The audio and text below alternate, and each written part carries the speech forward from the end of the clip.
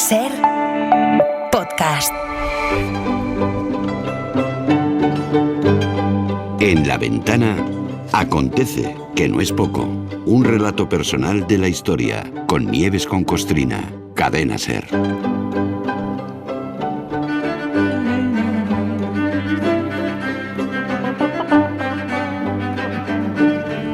Hoy abrimos semana de este Acontece que no es poco con un tema de AUPA.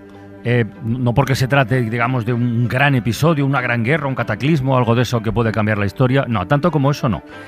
Pero sí que tiene todos los ingredientes, pero absolutamente todos para, pues yo qué sé, para hacer una serie de televisión, por ejemplo. Una serie de época tendría que ser, claro, porque ocurrió muy a principios del siglo XX. Tan a principios como 1904. Y con los siguientes ingredientes, entre otros. Atención, guionistas. Uy, qué hostia. Un duelo a muerte en Sevilla, un marqués, un guardia civil, con muy buena puntería, por cierto, y un arzobispo. Nieves, buenas tardes. Hola, buenas tardes. Un arzobispo, es que me da un golpe en la mesa. Un arzobispo un poco chungo, un poco canalla, como diríamos. Bueno, chungo y canalla. Chungo y canalla. ¿Sí? Muy chungo y muy canalla. Muy y mucho canalla. Muy y mucho canalla. A ver. Sí. Mira, al margen de los... Es un tema muy apasionante esto de los duelos, pero al margen de los duelos que aceptaba y a los que retaba Vicente Blasco Ibáñez, que protagonizó unos cuantos porque era un broncas al que le encantaba batirse, los dos duelos más famosos en España, no solo porque en los dos hubo muertos, sino porque los protagonistas eran famosísimos y porque acarrearon tremendas consecuencias, no solo para los que cascaron, fueron... uno de estos duelos en 1870, entre miembros de la familia real española. Y el otro se dio en 1904 entre un aristócrata de mucha fama y un guardia civil. Solo con esto, como has dicho, aquí hay ingredientes para dos series de HBO, de esas que ponen basadas en hechos reales. Sí, basadas en hechos reales totalmente. De verdad que hay episodios en este país que sigo sin entender cómo no los están amortizando todavía. De uno de ellos... De uno de estos duelos ya hablamos hace un par de años, y no lo vamos a repetir, que fue el del cuñado de Isabel II, el del infame Antonio de Orleans, y su primo Enrique de Borbón, que era nieto de un rey de España y sobrino de otro rey de España. Que acabó como acabó. Claro, imagina el nivel de morbo, porque es como, yo qué sé, como si se batieran ahora en duelo las lacias Victoria Federica y su prima Sofía. Sí, más o menos, sí, ese era el nivel. Al final, eso hubiera sido portada de Lola. Al final Antonio se cargó a Enrique, fue un escándalo tremendo. Pero es que 3 décadas después, en octubre de 1904, llegó el segundo de los duelos célebres, el del sevillanísimo marqués de Pickman, al que una bala atravesó el corazón el 10 de octubre de 1904 en una hacienda de Sevilla. Los ingredientes, ya has dicho, de esta historia son el guardia civil, un guardia civil con mucha puntería, sí. El marqués Tarambana cuyo cadáver provocó una revuelta en Sevilla, la marquesa bastarda y ahora ya viuda, un arzobispo malo como Satanás y una ciudad sublevada. A ver, ¿da o no da para una serie de dos? Da, seguro que da.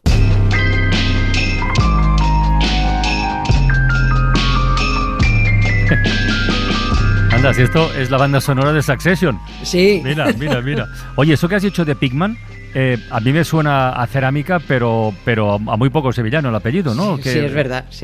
Pero el marqués de Pickman se llamaba Rafael de León y primo de Rivera. Que vaya apellidos. Cuidado. Vaya apellidos, ¿eh?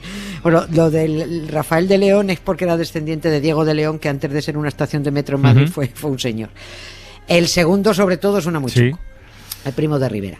Era el tercer marqués de Pickman, que suena a cerámica porque el nombre del marquesado nos lleva a la famosa fábrica de loza de Sevilla de la Cartuja Pickman. Pero en realidad era un marqués adosado, porque la heredera del marquesado en realidad era su mujer. Una marquesa bastarda, porque fue producto de un desliz de su padre, era el segundo marqués de Pickman, con una obrera de la fábrica de loza. Pero el marqués, reconoció a la niña y ella, esta chica, acabó siendo marquesa. Antes de seguir tengo que decir cómo conocí yo esta historia que vamos a contar porque me fascinó. Es por un libro que no tiene desperdicio desde la primera línea. Es un ensayo, pero parece una novela. Es entretenidísimo, es esclarecedor, acaba de reeditarse además y es del historiador y doctor en Sociología y Ciencias Políticas Miguel Martorell. Se titula el libro Duelo a muerte en Sevilla, una historia en la España de comienzos del siglo XX. el argumento es historia pura y dura de aquella España de finales del 19 y principios del 20, con su hipócrita alta sociedad, con su dictadura eclesiástica, con su cinismo político, en fin, tiene de todo. Duelo a muerte en Sevilla habla del contexto político, del contexto religioso y social en el que se produjo aquel suceso, y ayuda además a entender muy bien cómo era este país, bueno, y cómo sigue siendo en algunos aspectos debido a aquella caspa que hemos heredado. Bueno, pues vamos por partes, venga. Lo primero sería saber, bueno, por qué se produjo el duelo, ¿no? Entre el marqués y el guardia civil. Bueno, a las claras, porque el marqués le dio una hostia con la mano abierta al capitán de la Guardia Civil en público. Pero ¡bumba! Y en mitad de un teatro de Sevilla. Se retaron, por supuesto, lo hizo aposta para retarse, y se retaron a un duelo a pistola. No está claro si el guantazo fue porque había habladurías de que el guardia civil estaba aliado con la marquesa y el marqués estaba ofendido, o si las habladurías eran por las deudas del marqués con el guardia civil, porque el marqués era un absoluto manirroto. Pero bueno, aquella hostia corrió por todo Sevilla y 4 días después se celebró el duelo. Bueno, los cotilleos de amoríos de Juan Carlos, de Leticia, de Corina, de Urdangarín, de Bárbara Rey no alcanzan el nivel que tuvo aquel cotilleo de los Pickman. El caso es que el marqués murió de un balazo en el corazón, pero oficialmente no murió en el duelo ni de un disparo.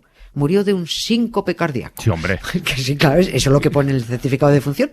Eso es lo que pone. Es que era costumbre que los duelistas llevaran en el bolsillo una nota de suicidio o exculpando al otro, para que en caso de que muriera, el contrincante quedara, como digo, exculpado, puesto que batirse en duelo estaba prohibido y castigado por la ley.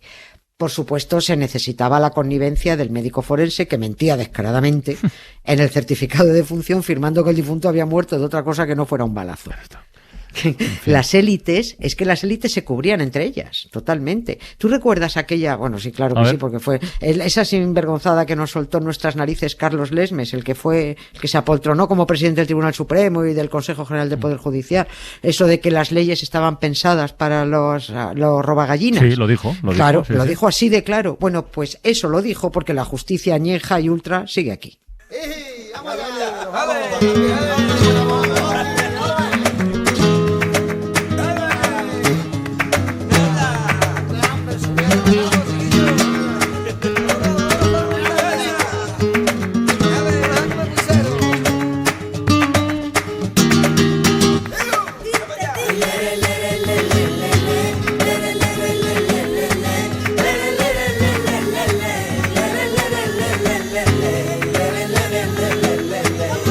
Oye, ¿y a qué se exponían los participantes en un duelo por aquel entonces, si les pillaban? Sí, bueno, a una condena de prisión mayor, según el artículo 440 del Código Penal de entonces. Lo caballeroso era que el herido o el muerto librara de la culpa al adversario. Ya. Pero bueno, ya tenemos muerto al marqués, follón en Sevilla que no veas, y todo Dios al tanto de todo, pese a que la oficialidad judicial, policial, política y aristocrática hacía la vista gorda con el síncope cardíaco. Un síncope cardíaco. Pero hubo alguien, ese Satanás al que me refería al principio, que no iba a dejar pasar la oportunidad. Marcelo Spínola, arzobispo de Sevilla. Marcelo, que fíjate, se llamaba igual que el ángel de la guarda que se le aparecía al ministro del Interior, ¿Es verdad? a Jorge Fernández Díaz. ¿Es verdad? Sí, sí, Marcelo. Bueno, pues al final resultó que el que se le aparecía para archivarle instrucciones era el demonio comisario Villarejo, no el ángel Marcelo. Mira tú qué cosas. El arzobispo de Sevilla dijo que el marqués de Pickman había muerto inconfeso, sin arrepentirse de su acción, y que por tanto lo excomulgaba y prohibía su enterramiento en sagrado. Tampoco tuvo tiempo de arrepentirse si le pegaron un tiro en el corazón, ¿no? Claro, pero fíjate, pero es que ahí entró a muerte el arzobispo. Nunca mejor dicho. Sí, a todo esto, pero entra el arzobispo con el funeral y el entierro ya preparado en el panteón familiar del cementerio municipal de San Fernando de Sevilla. Estaba preparado el cortejo, los monaguillos, su pedazo de cruz abriendo la procesión prevista por las calles de Sevilla, sus carruajes, sus caballitos blancos, sus caballitos negros, su cajita de muerto y su muertecito dentro. Pero hay algo aquí que no cuadra, Nieves, con todo lo que has contado, y que es obvio que las élites sevillanas en este caso se protegían entre ellas y fueron discretas hasta ese momento. Sí. ¿Por qué el arzobispo se mete? Que no sé. Pues porque el arzobispo no podía perder perder esa oportunidad para defender el negocio, demostrar su absoluta autoridad poniendo por encima del poder civil el poder de la secta católica. Y como los curas son los reyes de la apropiación indebida y de la malversación, fíjate que pese a que el cementerio de San Fernando era municipal, propiedad del ayuntamiento, era la Iglesia quien decidía el que podía enterrarse allí o no. Aquella época de finales del 19 y principios del 20 fue otra oportunidad de progreso perdida en este país, que no para de perder oportunidades de progreso. Primero, Rafael de León y Primo de Rivera, tercer marqués de Pickman, era diputado del Partido Liberal, cosa que ya le fastidiaba mucho al Spínola, al arzobispo. En 1904 ya había una guerra abierta entre Iglesia y Estado en España.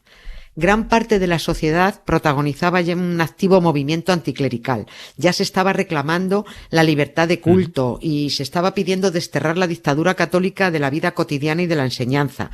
Por eso, ese es el momento en el que el arzobispo aprovecha para ponerse chulo y dice que al marqués no se le entierra en sagrado y obliga a llevarlo al corralito del cementerio de Sevilla, a la zona civil donde metían a los castigados, a los rechazados por la Iglesia católica. O sea, fíjate, un cementerio construido, gestionado, mantenido y propiedad del Ayuntamiento de Sevilla, donde mandaban los curas. Tiene narices. Y así, ojo, pero así eran todos los cementerios municipales de España, porque así era la casposa España. Pero entonces, ¿cómo se solucionó el asunto? Porque antes has dicho algo de que los sevillanos se revolucionaron, ¿no? Claro, ¿Qué ocurrió? Sí, es que fue un momento muy difícil en España por eso, porque es que se estaba intentando cambiar las cosas. Al cortejo fúnebre del marqués de Pickman acudieron 5.000 personas. 5.000. La mayoría, está recogido en prensa, una multitud. La mayoría de ellas acuden muy mosqueadas porque se impidiera la sepultura en sagrado a ese marqués, empresario, y era un político, era muy sevillanito, muy campechanito, era muy popular. El arzobispo Spínola prohibió la presencia de curas y de símbolos religiosos, o sea que la cruz que tenía que presidir el cortejo a tomar vientos. Prohibió también que el cortejo se detuviera, como era costumbre, frente a la parroquia a la que acudía el marqués habitualmente. Y prohibió igualmente que los católicos acompañaran el cadáver. Bueno, el que quisiera podría ir, ¿no? No, pero a los católicos se lo prohíbe. Pero por eso se monta el chocho que se monta. Las cínicas y cobardes autoridades sevillanas se abstuvieron de acudir al entierro, claro. Pero miles de sevillanos se pasaron las órdenes del arzobispo por el Arco del Triunfo o por el Puente de Triana. Y cuando el cortejo llegó al cementerio, los obreros de la fábrica de cerámica de la Cartuja Pickman, que eran los que llevaban el féretro, en vez de tirar a la derecha hacia la zona de los castigados, tiraron de frente, tiraron camino del panteón de los Pickman, que estaba pues en tierra bendecida, y al grito de adentro, ¡buah!, lo llevaron al panteón y lo enterraron. Pero ¿y ese cuerpo se quedó ahí o no? Pues menudo follón había. El arzobispo tuvo un pico de tensión, se volvió loco de ira, ordenando a las autoridades civiles que pusieran orden. Las autoridades sevillanas, vendidas siempre a la secta católica, por allí no pasan los siglos, siguen igual, ordenaron el desentierro del marqués del panteón de los Pickman en la zona católica y el traslado de inmediato al corral de los disidentes para enterrarlo otra vez donde decía el arzobispo. Bueno, los sevillanos montaron otro pollo, la policía y la Guardia Civil custodiando el nuevo enterramiento y disolviendo a los manifestantes. Y al final fue el gobierno de la nación el que tuvo que tomar medidas, cesando fulminantemente al gobernador civil de Sevilla por cobarde, mientras el alcalde de Sevilla fue obligado a dimitir por haber permitido el desentierro y el traslado ilegal de un cadáver, porque lo hizo así por orden y sin aprobación ni nada. La última que hizo el arzobispo fue bendecir otra vez el cementerio de San Fernando, porque la supuesta tierra sagrada le había tocado durante unas horas el cuerpo de un pecador excomulgado. O sea, de verdad que no pueden ser más payasos. Y ahora viene el chiste. Como esta secta es como es, a esta alimaña de arzobispo, que se murió siendo luego cardenal, lo beatificó Juan Pablo II. ¿Sí? Como van a beatificar a esa mala persona clasista y déspota que fue Antoni Gaudí. Pero bueno, por cierto, del cuerpo del tercer marqués de Pickman nunca más se supo. Nadie sabe dónde fue a parar. No sé ni cómo duermes por las noches, estúpido farsante, si mientes más que hablas. Allí por donde pasan los de tu calaña ya no crece nada. Golpes, amenazas y promesas vanas, rey de los ladrones, príncipe de espadas. Has tenido suerte hasta ahora, has tenido suerte hasta ahora. Puedes intentar que te perdone Dios, no lo haré yo. Puedes intentar que te perdone Dios, no lo haré yo. Pues nada, Nieves, mañana más. Mañana más, sí. Venga. Un No, beso. mañana no. Ah, no, que es verdad, que no. Mañana hay fútbol. Mañana hay fútbol. Se siente, mañana hay fútbol. fútbol, Mañana hay sí. Champions, así que nos reencontramos pasado mañana aquí en La Ventana. Ahí estaremos. Un beso. Un beso. Muchas gracias. Adiós, adiós. Gracias, chao. Tú que representas el pasado, haces del presente una ratonera. No tendrás futuro ni descanso, esa es tu condena. Para no perderte ningún episodio, síguenos en la aplicación o la web de la SER, Podium Podcast o tu plataforma de audio favorita.